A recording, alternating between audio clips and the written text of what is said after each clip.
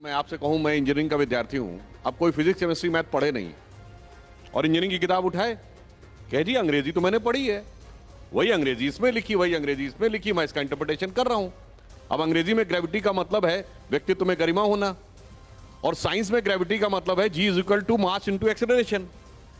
अब समस्या क्या है कि बगैर समझे हुए मैं विनम्रता से कहना चाहता हूं, जितने भी ये तथाकथित वामपंथी हैं, इसमें से किसी ने वैदिक गुरुकुल में शिक्षा लेने के बाद वेदों पर टिप्पणी की हो तो मैं पूछने को तैयार हूं। और तो और छोड़िए, इनमें से किसी को वैदिक व्याकरण की संस्कृति नहीं पड़ी है। देखिए, लौकिक संस्कृत का व्याकरण अलग है, वैदिक संस्कृत का व्याकरण अलग है। मैं एग्जाम्पल देना चाहता हूं। मकर संक्रांति का पर्व है। संक्रांति का अर्थ होता है नीचे से ऊपर जाना, सूर्य दक्षिणायन से उत्तरायण जाता है। वैदिक व्याकरण में संक्रम का अपोजिट है विक्रम, यानी ऊपर से नीचे जाना। पर लौकिक संस्कृत में विक्रम पराक्रम का अर्थ हो गया, इसीलिए विक्रमादित्य शब्द प्रयोग होता है। तो इसका अर्थ क्या हुआ कि अगर आप अपने हिसाब से उसका अर्थ निकालेंगे तो अर्थ का अनर्थ कर ही लेंगे ना। मैं एक और उदाहरण देना चाहता हूं। अच्छा, ये बताइए, आज जो ज्यादा अंग्रेजी पढ़े लिखे हैं उनमें से 10 में से 9 लोगों से पूछिए पैसारे शब्द का अर्थ क्या है, तो यही कहेंगे ना, पैसा रे मतलब पैसा रे। तो वो जाके रामचरितमानस में क्या अर्थ निकालेंगे, राम दुआरे तुम रखवारे होत ना आज्ञा बिन पैसा रे, मतलब बगैर पैसे के तो आज्ञा होती ही नहीं थी। होगा 500 साल के बाद। मैं आपको बता रहा हूं, ये भाषाई वैमनस्य पैदा करके जैसे क्षेत्रीय भाषाओं को समाप्त किया जा रहा है, अंग्रेजी पढ़ के संस्कृत पढ़ी जा रही है। जब अंग्रेजी पढ़ के अवधि पढ़ी जाएगी 500 साल के बाद, तो कहा जाएगा पैसा रे का अर्थ यही पैसा रे था। और देखो, यह भी प्रमाण है कि राम के काल में भी पैसा देने के बाद ही गवर्नमेंट ऑर्डर निकलता था। ऐसे ऐसे एब्सर्ड बातें करने का प्रयास। और अंत में एक बात विनम्रता से कहूंगा, सिर्फ हिंदू धर्म में यह है, इस्लाम में बताइए, मुफ्ती, मुकर्रम, बारी, मौलवी, किसी की हैसियत है उसके अलावा कोई कुछ बोल दे। क्रिश्चियनिटी में आर्क बिशप, कार्डिनल, फादर, किसी की हैसियत है कोई बोल दे। जो लोग बैठे हमारे विरोध में, मैं हैसियत शब्द का प्रयोग कर रहा हूं। अगर हैसियत है तो बोल के दिखाएं, मगर यहां पर कोई भी बोलेगा, कुछ भी बोलेगा, बगैर पढ़े लिखे बोलेगा, जानकारी के बगैर बोलेगा। मैं एक सुनवा रहा हूं आपको। Wherever you find a kafir, into bracket Hindus, wherever you find a kafir, you kill them. नहीं, मैंने सिर्फ ये कहा, मैंने ये कहा कि हैसियत हो तो बोलिए। एक एक करके बहुत साफ कह रहे हैं, वो बहुत साफ कह रहा है, मैं नहीं बोल रहा हूं। इनके लोगों के द्वारा संज्ञा प्राप्त शांति का मसीहा जाकिर नायक कुरान की एक आयत को उद्धृत करते हुए कह रहा है, और कह रहा है Wherever you find काफिर, स्कोप नहीं छोड़ा इंटरप्रिटेशन का, इन A bracket Hindus kill them. बोलिए। अच्छा ठीक है, बोलिए, औकात है लेकिन लेकिन लेकिन लेकिन ये जो चौपाई है इसका क्या मतलब अब है? मैं पहले एक जैसे मैंने बताया, हमारे तीनों विद्वान मित्र, उनको ना ये चैप्टर का नाम पता, ना प्रसंग पता, ना ये पता किस भाषा में लिखी गई है। बस एक शब्द पता है और उसका खड़ी बोली में इंटरप्रिटेशन है, मानवीय अवधि में लिखी गई है, खड़ी बोली में नहीं। अब मैं बताता हूं, ये लोग जानते हैं किस बिंदु। पहले एक घटना बता दूं, उसके बाद इसका पूरा एक्सप्लेनेशन देता हूं। जो अभी प्रोफेसर मक्खनलाल जी ने उल्लेख किया था, जब श्री राम जन्मभूमि का विषय इलाहाबाद हाई कोर्ट की लखनऊ बेंच में चल रहा था, तो उन्होंने ये कहा अपने अपने इतिहासकार भी ले आइए। ठीक, दोनों पक्षों से कहा गया अपने इतिहासकार ले आइए। हमारी तरफ से जो इतिहासकार गए उसमें एसपी गुप्ता जी, ग्रोवर जी, हर्ष नारायण जी, देवेंद्र स्वरूप जी थे। उधर से वही सूरज भान, आर एस शर्मा, उन लोगों के, वो लोग गए नहीं, उन्होंने अपने रिप्रेजेंटेटिव भेजे। अब देखिए, कोर्ट में तो ऐसे नहीं चलेगा। कोर्ट ने पूछा आप में से कितने लोग एंशिएंट हिस्ट्री के हैं, तो उसमें ज्यादातर ने कहा जी एंशिएंट हिस्ट्री हमारा विषय नहीं है। अब देखिए, दो विषय थे, होते हैं कल्चर एंड आर्कियोलॉजी, क्योंकि वो सारा खुदाई का था। लिख के दिया साहब हम आर्कियोलॉजी के नहीं है। अब सुनिए, आर्कियोलॉजी नहीं तो फिर कल्चर, यानी सब्जेक्ट, लैंग्वेज दो ही। अरे मैं जवाब दे रहा हूं, सुनिए तो पहले बता रहा हूं। अरे मैं आपने इतनी सारी भाषण दे डाले, उसके बाद हमें बोलने नहीं देंगे। अरे आप कहां पहुंच गए, पहले आप वेदों पहुंचे तो मैं जवाब दे रहा हूं। सर, इसका तरीका में बहस करने का, अगर ऐसे से बहस करनी है तो वासे साहब, आप वहां से विषय को डाइवर्ट करके कुछ भी बोलेंगे। अरे मैं कोर्ट की प्रोसीडिंग कोर्ट मैं आप सबके पास आऊंगा, आप सबके पास आऊंगा। आप पहले उसका इंटरप्रिटेशन एक बार सुन लीजिए, वो पहले स्टार्टिंग में जो बता रहे हैं सुन लीजिए, फिर मैं आपके पास आऊंगा। मैं आऊंगा। उसके बाद सारे के सारे डॉक्यूमेंट्स दो ही भाषाओं में थे, संस्कृत और फारसी, और इन लोगों ने लिख के दी, ना इन्हें फारसी आती ना संस्कृत आती है, यानी ना लिखाई जानते थे ना खुदाई जानते थे, और दावा यह था सारी खुदाई जानते थे। अब जो खुदाई जानते मैं बताता हूं, ये सुंदरकांड में है। कहां पे है? जहां पर समुद्र के सामने भगवान राम बैठते हैं और 3 दिन तक वो समुद्र की प्रार्थना करते हैं, और जब समुद्र नहीं रास्ता देता है तो वो उठ के खड़े होते हैं, और जब अपना शर संधान करते हैं तो समुद्र प्रकट होकर ये कह रहा है, प्रभु भली कीन सीख मोहि दीनी, मर्यादा प्रभु तुमरी दीनी।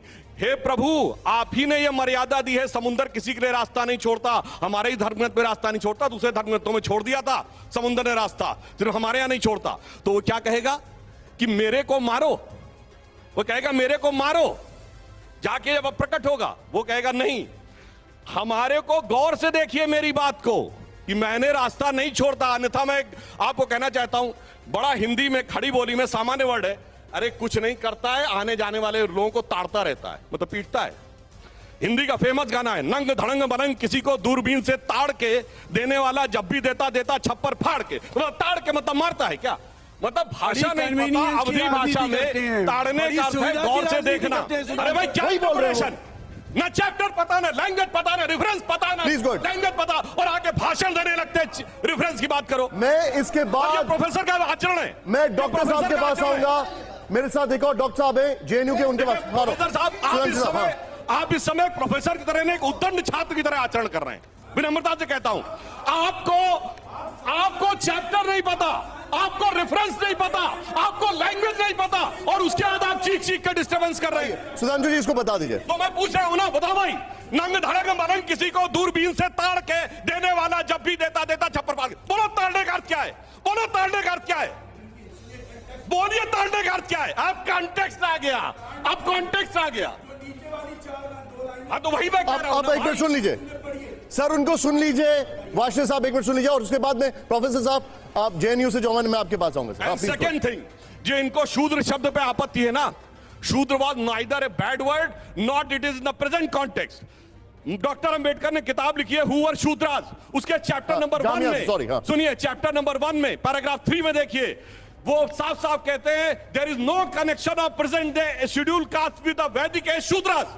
ये डॉक्टर अंबेडकर ने लिखा है, यानी ना शूद्र से कनेक्शन है, ना ताड़ने से कनेक्शन है, ना लैंग्वेज पता है, ना रेफरेंस पता है, ना चैप्टर पता है, मगर उसके बाद भाषण देश में जातिवाद फिर नहीं। लेकिन एक मिनट सर, अब इसमें ढोल गवार शूद्र पशु नारी, अब आप ये कह रहे हैं कि शूद्र शब्द का कोई कनेक्शन नहीं है, आप जो जिस तरीके से उसको इंटरप्रिटेशन करते हैं, ये खुद डॉक्टर अंबेडकर साहब ने कहा है। डॉक्टर अंबेडकर की किताब हु वर शूद्रास में उन्होंने कहा है आज के शेड्यूल कास्ट का वैदिक एज के शूद्र से कोई कनेक्शन नहीं। सेकंड थिंग, शूद्र वर्ड उस जमाने में बुरा, कोई खराब वर्ड नहीं था, जैसे आज एम्प्लॉय। एक सेंटेंस और बोलता हूं, इसका रेफरेंस पॉइंट पूरा समझा दीजिए। अभी बोल रहा हूं, सुनिए। गांधी जी के जमाने में हरिजन वर्ड का क्या मीनिंग था आज? एक मिनट पूरी एक मिनट सर, एक मिनट रुक जाइए। कहा किसने इसका जो इंटरप्रिटेशन है, एक मिनट वाशे साहब, एक मिनट सर, एक मिनट, विवेक जी मैं आ रहा हूं, ये पूरा इंटरप्रिटेशन एक बार हो जाए, मैं वो समझ जाऊं, उसके बाद मैं आपके पास ही आ रहा हूं। लेकिन no but it should be allowed at least. अगर आप अलाउ ही नहीं करेंगे तो कैसे होगा? एंड मैंने स्टार्ट भी ऐसे ही किया था कि मैं वाशने साहब के पास आया था, इंटरजेक्शन बंद कर दिया। सुन लीजिए, आइए सर प्लीज। मैं बताता हूं, बाकायदा हरिजन कल्याण विभाग भी नाम हुआ करता था, ठीक। अब इसी रामचरितमानस की चौपाई कोट करता हूं, जब हनुमान जी सीता माता के सामने जाते, सीता जी क्या कहती? हरिजन जान प्रीति अति गाढ़ी, सजल नयन पुलकावली बाढ़ी। इसका मतलब उनको हरिजन कह दिया। इसका मतलब आज के हिसाब से आप शेड्यूल कास्ट कहेंगे। मेरे भाई 500 साल पहले कौन सी भाषा थी, कौन सा वर्ड था, किस रेफरेंस कॉन्टेक्स्ट में देखो, अपने मन से जो मन आएगा इंटरप्रिटेशन करेंगे बगैर पढ़े लिखे। इसलिए मैं पुनः रिपीट करके अपनी बात समाप्त करता हूं। सारे दर्शकों ने देखा, ना इनको चैप्टर पता था, ना रेफरेंस पता था, ना लैंग्वेज पता। मैं वो पूछ रहा हूं, डिस्कशन रामायण पे है तो रामायण पे रखिए। रॉन्ग मानते हैं? हाँ, कुरान को राम मानते हैं? सोच के बोलिएगा, आप सोच के बोलिए। दूसरी बात बोलिए। सुनिए, आप देखिए पलट गए, आप पलट गए मान्यवर। डिस्कशन रामायण पे है और आप इसको ये जस्टिफिकेशन दे रहे हैं पब्लिक को। जस्टिफिकेशन नहीं साहब, वो जाकिर नाइक जरा मार दो, जाकिर नाइक से क्या लेना देना? कोई तुलना नहीं, मेरा जाकिर नाइक से कोई लेना देना नहीं है, इसलिए तो अब मत बोलिए। हाँ, लेकिन भारत से लेना देना है तो बोलूंगा। विवेक जी कम्युनिस्ट पार्टी के हैं, वाशर जी कम्युनिस्ट पार्टी के हैं।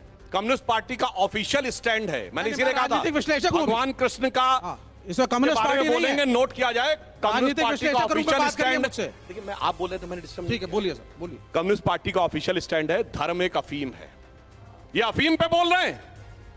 पूछिए, कम्युनिस्ट पार्टी के रूल में है कि कोई मंदिर में नहीं जा सकता, पूजा नहीं कर सकता। और मैं एग्जाम्पल के साथ बोलता हूं, 2007 ये गलत कह वेस्ट रहे हैं। बंगाल की गवर्नमेंट, ये गलत कह रहे हैं। आप बोल रहे तो मैंने डिस्टर्ब नहीं किया मान्यवर। आप गलत कह रहे हैं। नहीं है आपको आपने अपने कम्युनिस्ट टर्न पे बोलिए। सिद्धांत, आपको कम्युनिस्ट सिद्धांत क्लियर नहीं है। सुधांशु जी मैं अपनी बात पूरी कर लूं मान्यवर, फिर आप बोलिएगा। अरे भाई मैं पूरी तो कर वाशर लूं। साहब, क्या तरीका है बहस करने का? जब वो बोल रहे आप थे, सीख रहे हैं, वो बोल रहे हैं, वहां वो पे चुप थे। एक मिनट सर, आपने कम्युनिस्ट मैंने झूठ नहीं बोला, मेरा संकल्प आपने नहीं गलत है। वक्तव्य बोला। आप उनको बोल रहे, जब भी वो बोल रहे हैं आप बीच में आ रहे हैं सर। सुनिए, इसलिए आया। 2008 में वेस्ट बंगाल की गवर्नमेंट के ट्रांसपोर्ट मिनिस्टर थे मिस्टर चक्रवर्ती। उन्होंने दक्षिणेश्वर काली में जाकर पूजा की तो प्रकाश कारत ने एक्सप्रेशन कॉल किया हमारे कि आप कम्युनिस्ट होकर कैसे पूजा कर सकते हैं। और सुनिए, सुधांशु जी, पूजा आपका व्यक्तिगत नहीं, सर। अधिकार है, आज तक किसी को नहीं होगा। ऐसी बहस करनी है तो नहीं बुला सुधांशु जी एक सेकंड। राज्य धर्म समझदार लोगों को बुलाना वाशर चाहिए। साहब, राज्य का धर्म बनाना सिर्फ चीख चाहते रहे हैं, हैं, सिर्फ चीख हम रहे हैं उसके आगे। खिलाफ वाशर हैं। साहब, राज्य धर्म नहीं बनाएगा, हम उसके ऐसे खिलाफ बहस हैं। नहीं हो सकती। किसी को बोलने नहीं दे सिर्फ रहे। चीखते जा रहे हैं, फिर उसके जगह आते चले जा रहे ये हैं। ठीक नहीं कर रहे हैं आप। खड़े हो जाते। सर, आप रुक मैंने जाइए। सिर्फ एक बात कही, कम्युनिस्ट पार्टी का- मुझे एक बात सुनिए, बताइए। एक मिनट, एक एक मिनट। मिनट, एक मिनट। अगर अगले बार ये बोले खड़े हुए तो फिर डिबेट नहीं होगी। हम बहस चले जाएंगे। ठीक है, आप तो बैठिए। मतलब नहीं है, यदि बोल रहे हैं ठीक है तो ठीक है, तो हम बोले तो शांति लेकिन से तो हर करने की बात बात। में उठ के चले जाते हैं। कम्युनिस्ट पार्टी का वर्ल्ड वाइड ऑफिशियल स्टैंड है कि धर्म के ऊपर न पढ़ना है न बात करनी है। आइए, मार्क्स बदलना ने नहीं लिखा रिलीजन इज एन ओपियम। बिल्कुल गलत, कम्युनिस्ट बिल्कुल पार्टी गलत। एक मात्र कहीं पे पॉलिटिकल कम्युनिस्ट पार्टी का ये लिखा हुआ है, स्टेटमेंट एक दिखा मिनट, दीजिए, एक मिनट सर, दिखा दीजिए एक भी डॉक्यूमेंट में ये बात। सर एक मिनट। भाई, सुधांशु जी मेरा- इसको पॉलिटिकल नहीं नहीं कीजिए। पॉलिटिकल सुनिए, जो नहीं, पार्टी political कहती नहीं है करना है। कम्युनिस्ट पार्टी ऑफ राजनीति इंडिया, करेंगे तो हम भी वो अपने करेंगे। को इंडियन कम्युनिस्ट ये पार्टी नहीं राजनीति कहते। political नहीं वो कर अपनी सकते। पार्टी करना चाहते हैं, नहीं, ये डाइवर्ट डाइवर्ट होगा। होगी। अरे क्या साहब, मैं पॉलिटिकल नहीं अरे कर भाई रहा। उन्होंने जनसंघ को कोट डाइवर्ट किया। कर रहे हैं। आप बैठिए। भाई जनसंघ को कोट किया। एक मिनट सर रुक जाइए। ये एक लॉजिकल कंक्लूजन पे आ रहे हैं सर। ये पॉलिटिकल नहीं है। सुनिए, आप बैठिए एक मिनट। जैसे मैं हूं, सुनिए, पूछ लेता हूं। एक मिनट। जैसे कोई मुझसे पूछे कि आपने गॉस्पेल ऑफ मैथ्यूज पढ़ा, तो मैं कहूंगा जी नहीं पढ़ा, मगर मैं इंटरप्रिटेशन करने लगूं जी मैं क्रिश्चियन नहीं हूं, मैंने गॉस्पेल ऑफ मैथ्यूज नहीं पढ़ा, पर उसकी इस लाइन का इंटरप्रिटेशन कर रहा हूं। ये कहते हैं धर्म एक अफीम है, तो अफीमची होके बोल रहे हैं क्या? नहीं, बात अफीम की नहीं है। धर्म धर्म को अफीम के रूप में सुनिए, सुधांशु जी सुनिए, सुधांशु भाई, सुधांशु जी अच्छा एक मिनट, विवेक यदि आपको रामचरितमानस की चौपाई पे करना है तो दूसरी चौपाई में बताता हूं। जात पात कुल धर्म बढ़ाई, धन बल परिजन गुण चतुराई।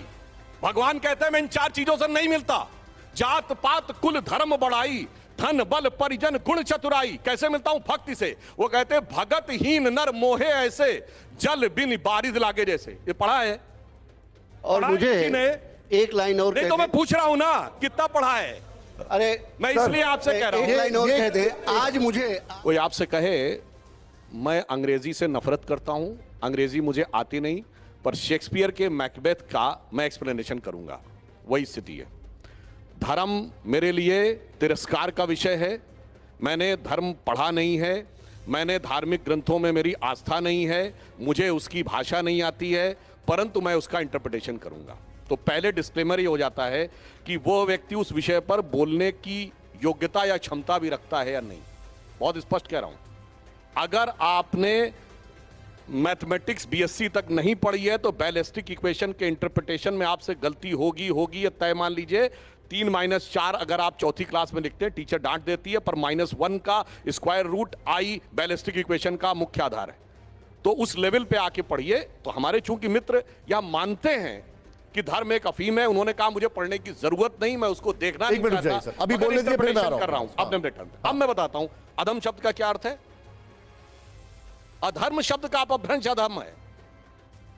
जो धर्म को नहीं माने, जो धर्म के नहीं माने का अर्थ क्या होता है और धर्म क्या है वो भी बताता हूं।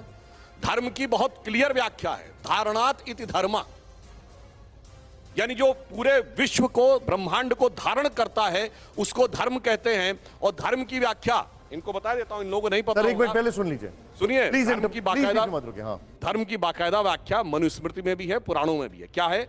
धृति, क्षमा, दमोस्तेयम, शौच, इंद्रिय निग्रह, धी, विद्या, सत्यम, अक्रोधो, दशकम, धर्म लक्ष्मण। यानी इसमें वो एक्सप्लेन नहीं करूंगा, धैर्य हो, शांति हो, विद्या हो, अगर वो नहीं है और फिर अगर वो विद्या पाएगा यानी नॉलेज पाने की कोशिश करेगा इन सारे गुणों से हीन होकर, जिसमें ना डिवोशन है, ना लार्जर पर्सपेक्टिव है, सेल्फ इंटरेस्ट है, अधर्म, तो उस कारण से ये होगा जैसे इंटेलिजेंट तो खालिद शेख और मोहम्मद अट्टा भी थे, चार्टर्ड अकाउंटेंट तो याकूब मेनन भी था, बुरहान वानी सॉफ्टवेयर का जानकार था, तो उनके पास विद्या नहीं है क्या?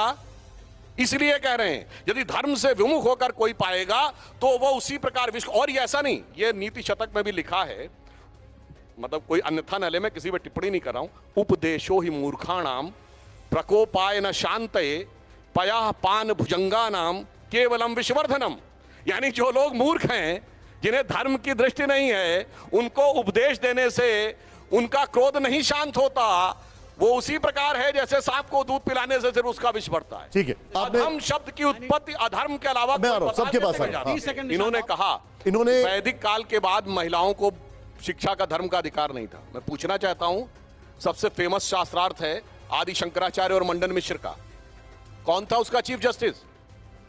मंडन मिश्र की पत्नी उभय भारती। मैं चुनौती से कहता हूं, कोई एक अभी मैंने खुद कहा था अपनी बात में, एक मिनट सुनो, मैंने खुद कहा कि स्कैंटी एग्जांपल्स मिलते हैं। अरे भाई, उसमें बकायदा मैंने बताया कि देखिए, कुछ उदाहरण मिलते हैं। कोई डिस्टर्ब नहीं करता है, झूठ नहीं बोला। वाशे साहब सब शांति से बैठे सब हुए हैं। शांति से बैठे।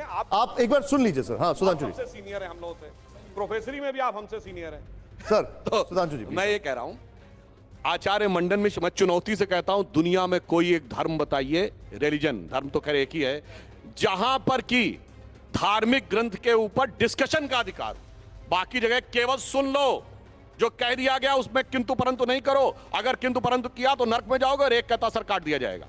हमारे यहां डिस्कशन का अधिकार है और वेदों में 20-22 विदुषी स्त्रियां हैं, गार्गी, अपाला, लोपुत्रा, वो छोड़िए, इन्होंने कहा। अब मैं कहता हूं उसके बाद दो लोग डिस्कशन करें और जज बनने का अधिकार महिला को, चलिए वो कहते हैं। ये बताइए, पुण्य श्लोका अहिल्याबाई होलकर धर्म नहीं पढ़ी थी, रानी दुर्गावती धर्म नहीं पढ़ी थी, रानी अबक्का धर्म नहीं पढ़ी थी, रानी लक्ष्मीबाई धर्म नहीं पढ़ी थी, कहां बोलते हैं भाई? रानी थी सर, आप रानी थी। सर बोलने दीजिए। अब सुनिए पूरा बात बोलने दीजिए। और मैं कहना चाहता हूं, सुनिए, ये बात मैं कोई हवा में नहीं कह रहा हूं। अगर आपसे पूछूं 1812 में भारत की साक्षरता दर क्या थी?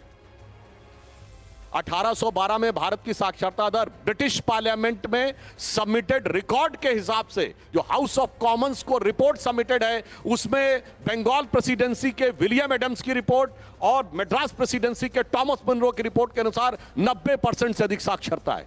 भारत के हर गांव में एक स्कूल है, और इतना ही नहीं, छात्रों में ही नहीं, शिक्षकों में भी, जिसको आप सबसे निचली जाति का वाशिफ साहब, मानते please थे, interrupt उनके मत भी शिक्षकों का उल्लेख है। और पूरी बात सुनिएगा, मैं पूरी बात कर लूं, और इस बात का उल्लेख महात्मा गांधी ने 1929 में लंदन में जाकर रॉयल सोसाइटी में दिए गए अपने भाषण में कहा था कि 100 साल पहले भारत की स्थिति क्या थी। और अगर उसके बाद भी इनको विश्वास ना हो, 1939 में कलकत्ता यूनिवर्सिटी ने पूरी रिपोर्ट को सबमिट किया हुआ है। 1812 में भारत की साक्षरता दर, हर गांव में स्कूल था, जबकि गुरुकुल को स्कूल नहीं माना था।